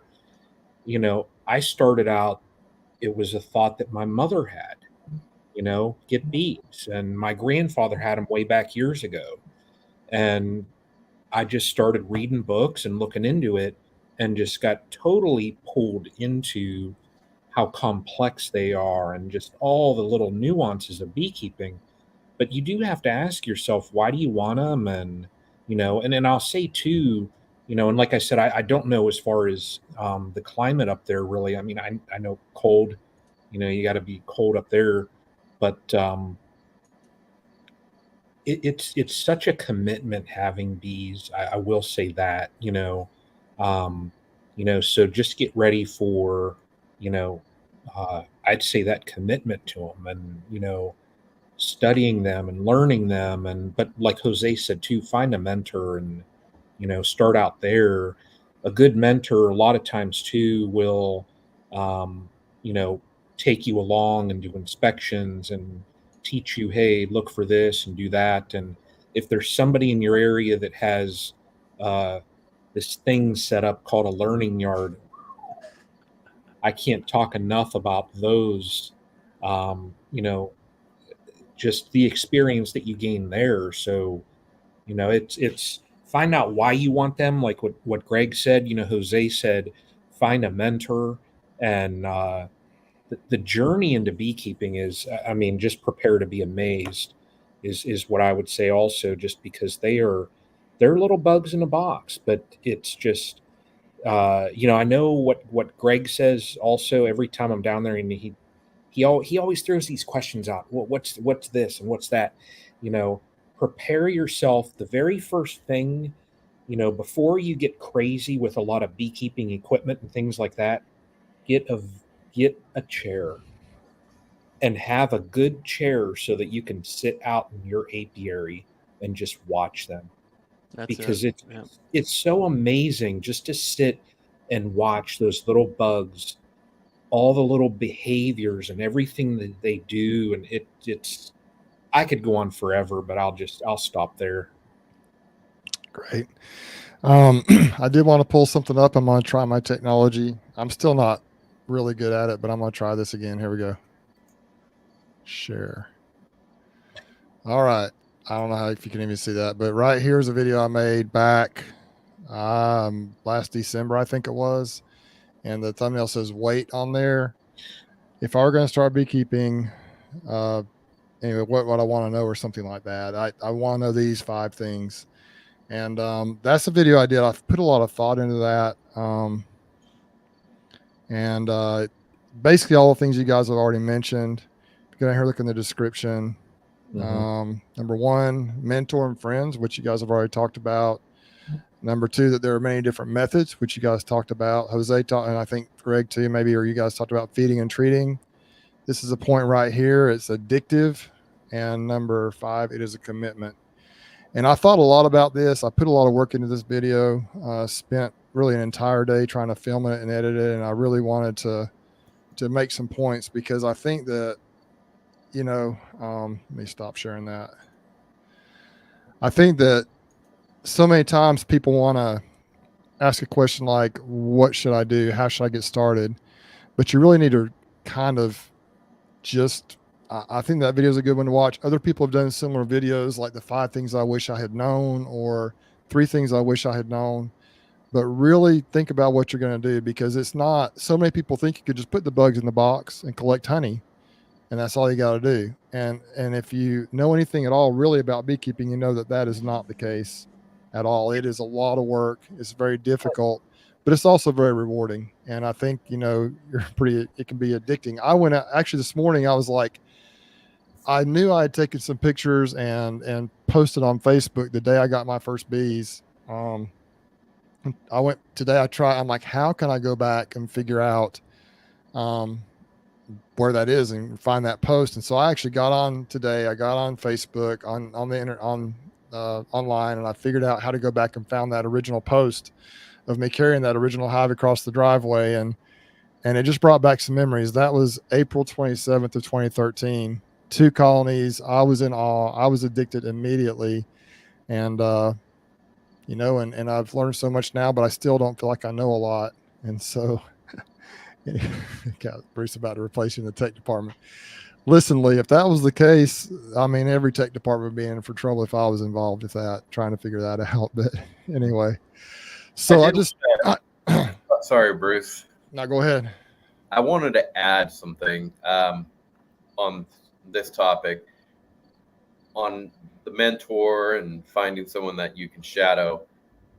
What I think is very important that everyone needs to understand that hasn't got into beekeeping but wants to get into beekeeping and keeping bees is that you got to do your research. That's because right. Keeping the bees, even though you might lose a hive, which is going to happen, and I don't know how to word it where it doesn't sound so mean, but you have neighbors, you have other guys that are keeping bees around you, and they have their managements and the regiments, the treatments and all that stuff going on where they are sustaining their apiary.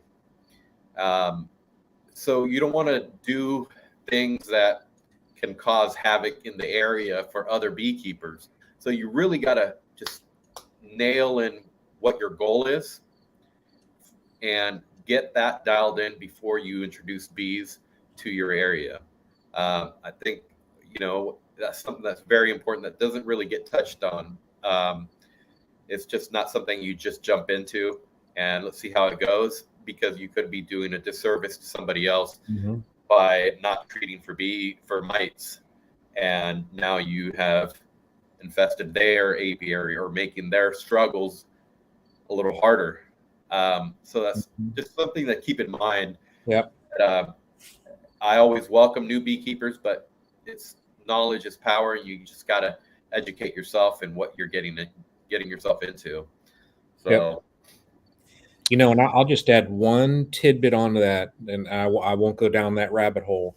But just kind of look more or less like your goal with it, as far as how far out think you might want to expand.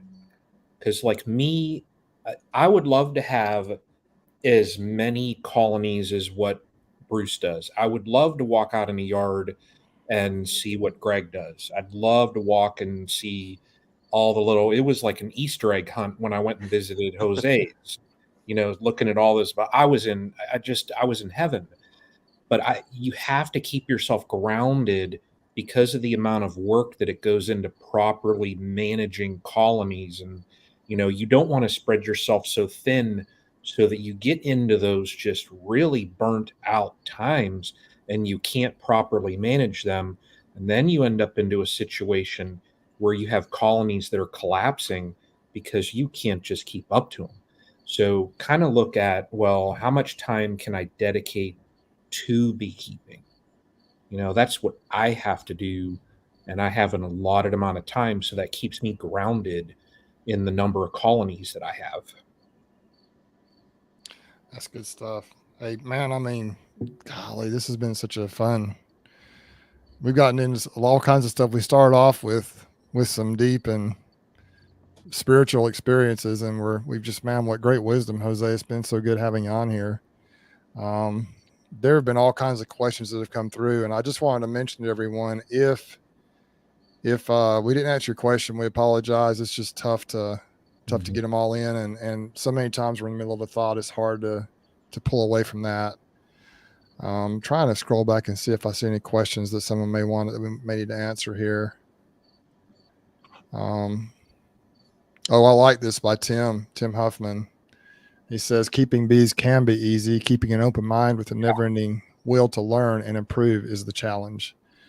I tend to agree with that. I think that some people, I know a couple of my friends here locally, Davis and Tyler, they're kind of my mentors. They're both real young guys, and they're really, they've got it figured out in a lot of ways with the bees, but they have a, kind of like you guys have mentioned, they have a plan, they have a goal, they know what their goals are, they know what they like to do, and they just perfect that skill. Like, they both are interested in making bees and pollination, selling bees. They're more into the bees. And of course, honey does come along with that as a byproduct sometimes, but that's what their strategy is. And they love doing that. They're very good at that. My problem is I don't know what I want to do. I want to do all of it, and I can't do all of it. And so that's kind of where I'm a little bit all over the place. Think of the squirrel on Ice Age. That's kind of how I feel when it's doing bees sometimes. What's his name? What's his name? What's that squirrel's name? Is it whatever his name is? It's the funny. That's my favorite all-time animated character. Bruce, you're still chasing that acorn around. I am, man. I'm chasing the honey. I'm chasing the tallow trees around. But and so what happens is I want to do everything, and I try to do a little bit of everything, and then I get behind. I don't treat like I should, and I have hive loss. And so I did better this year, I think, than I did last year, in controlling some things. But next year I'm going to try to do better. And I was talking to Jose. What was it? Just, I guess maybe Friday, Saturday, whenever we talked. And I was just like, man, I am so burned out. I'm just so tired of this, almost to the point to where do I want to do it anymore type of a thing. And that's one reason I brought the burnout up earlier. I think that especially folks that are trying to do it as sideliners or commercial guys, I think it just gets to that point sometimes. And probably even some, especially like if you're a hobby beekeeper and you lose a bunch of colonies, it can be very frustrating. Yeah, there he is. Kodiak. That's Scrat. I thought that's what it was. Scrat was the name of that squirrel. But so just hang in there, everybody. And as long as you have that desire to do it, you know, just step back and keep rolling. Jose, I see you've got a thought. The wheels are turning. What do you think? Oh no, I think I might check out here. And yeah, it's about time. We usually go a couple hours, and so we're about to close it out here. I did want to say one thing. I know we've been getting a lot of emails, calls here and there, and on the YouTube. So I just wanted to apologize for a lot of you folks that have been asking about the YouTube and videos. And if you missed it, we just been swamped with work.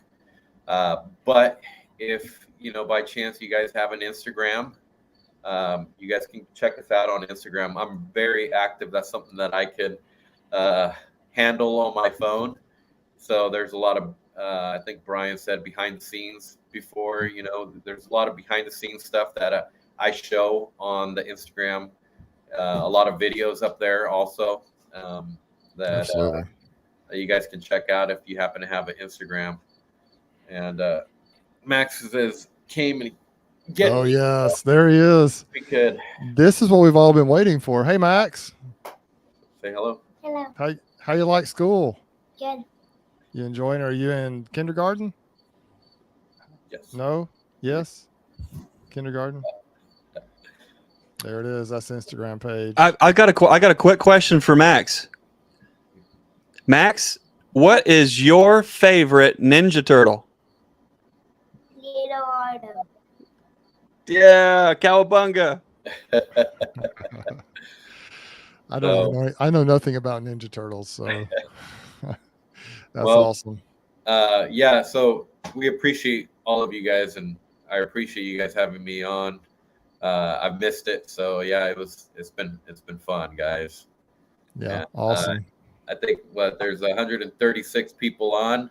Yeah, smash that like button, guys, and yeah, we'd appreciate that. And hey, I did want to mention for those who came on a little late, go back and watch the beginning of this video because it was really, really good. As Greg talked about some trials he's had recently, and Jose came in and talked about his trial. So you're getting all the comments now that Max is on there because Max is super popular. He's a favorite of everybody, I think. Max, we love to watch you on the videos, buddy. We need to see more of it. Can you get your mom and dad to make more videos for us so you can be on there? Yeah. Okay. Awesome. Well, cool. Well, check out, Brian's channel at Castle Hives. Brian, you got anything else for us? No, I'm going to get into mine on Friday and do a pretty thorough inspection on them all, just see where they're at and go from there. So look for videos just coming up. I'm hoping to have something out Sunday, but it just depends on how busy I am over the weekend. So great. Soon I'll have something. Great.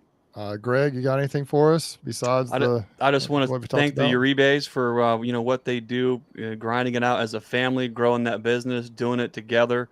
I know we all appreciate that. You guys are awesome. Last thing that I would say is the learning yard is a go for this Saturday.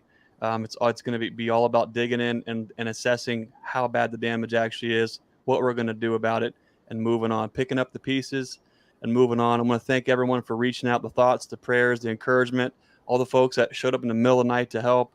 You guys are awesome. If you're in that point of the year where you're feeling the burnout, you're tired, you're not alone, acknowledge it, accept it, listen to that small, still voice, move forward. And in a world where you can be anything, be kind, be yourself, and be the lighthouse. Bruce? Great. Just wanted to say, Jose, go check out, we've got the YouTube channels. We got Castle Hives, Nature's Image Farm, Greg Burns. We got the California Beekeeper, and here we got Bruce's Bees. Everybody has websites. Brian's got the Etsy store at Castle Hives. Greg has Nature's Image Farm.